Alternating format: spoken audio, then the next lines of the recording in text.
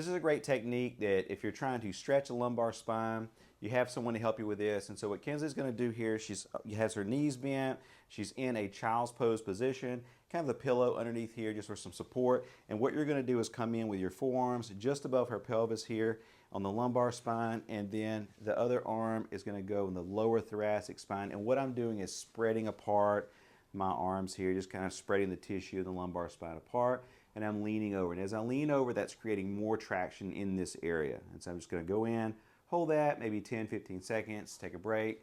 I'm going to go back in 10-15 seconds, take a break. There's another version of this that you can do if you don't want to use your forearms and don't want to get the patient in this position that I'll show you, that is a little easier for the patient, but a little more work for the clinician. This version of the prone lumbar traction technique, you're going to take your hands. I've got one hand going to the top of Kenzie's sacrum and I'm pushing down. The other hand's going in the lower thoracic, so I'm crisscrossing my hands in this position. I'm going to kind of lean over, hold pressure there. The same thing, 10-15 seconds, maybe longer, just holding that pressure, and then I'm going to relax. I'm going to go back in. You can even oscillate this a little bit if you want.